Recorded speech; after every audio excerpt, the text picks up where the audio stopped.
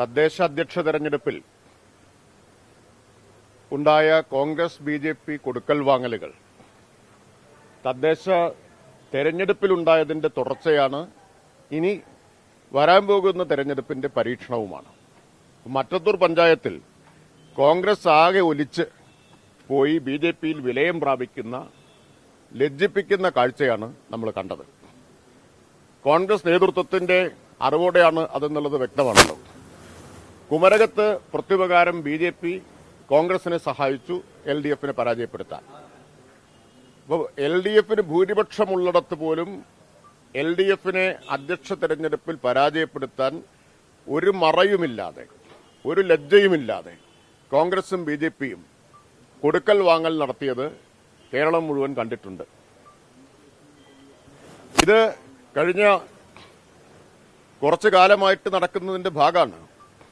ഇപ്പോൾ ശശി തരൂർ ബി.ജെ.പിയെയും നരേന്ദ്രമോദിയെയും നിരന്തരം സ്തുതിച്ചുകൊണ്ടിരിക്കുന്നു. ആ സ്തുതിക്കുന്ന ശശി തരൂരിന് കോൺഗ്രസിന്റെ പരമോന്നത സമിതിയായ വർക്കിംഗ് കമ്മിറ്റിയിൽ പോയിരിക്കാൻ ഒരു വിലക്കും തടസ്സവുമില്ല.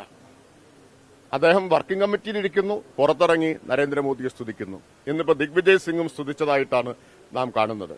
കോൺഗ്രസ് ബി.ജെ.പിയായി മാറുന്ന ബി.ജെ.പിയുടെ രീതികൾ പ്രയോഗിക്കുന്നതാണ് നാം കാണുന്നത്.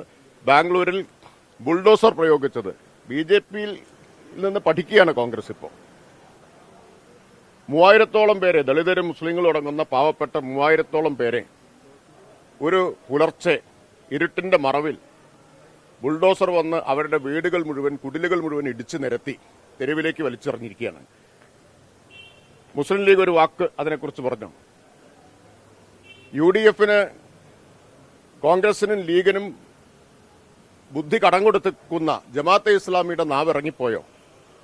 ഇതിനെക്കുറിച്ച് പ്രതികരണമൊന്നും കണ്ടില്ലല്ലോ. അപ്പൊ കോൺഗ്രസ് ബി.ജെ.പി. ആയിക്കൊണ്ടിരിക്കുന്നു. ബി.ജെ.പിയുടെ ക്രൂരമായ ജനാധിപത്യ വിരുദ്ധമായ മാർഗങ്ങൾ അവലംബിക്കുകയും ചെയ്യുന്നു. ഇതാണ് നമ്മളിപ്പോ കണ്ടുകൊണ്ടിരിക്കുന്നത്.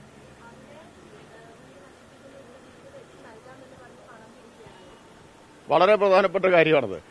ബാംഗ്ലൂരിൽ 3000-ഓളം പേരെ അവരുടെ കുടിലുകൾ ഇടിച്ചു നിരത്തി ഭവനരഹിതരാക്കി മാറ്റി.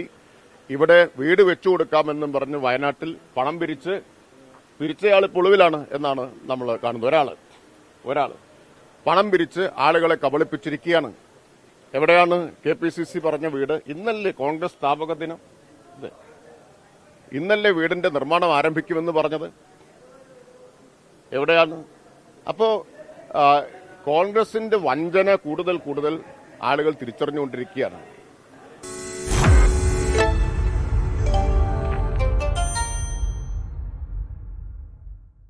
ലോകത്തെവിടെയായാലും ഏത് സമയത്തും 24 വാർത്തകളും ഓഗ്മെന്റഡ് റിയാലിറ്റി പാക്കേജുകളും എക്സ്പ്ലെയിനറുകളും വിശദമായി കാണാൻ ഞങ്ങളുടെ യൂട്യൂബ് ചാനൽ നിങ്ങൾക്ക് സബ്സ്ക്രൈബ് ചെയ്യാം.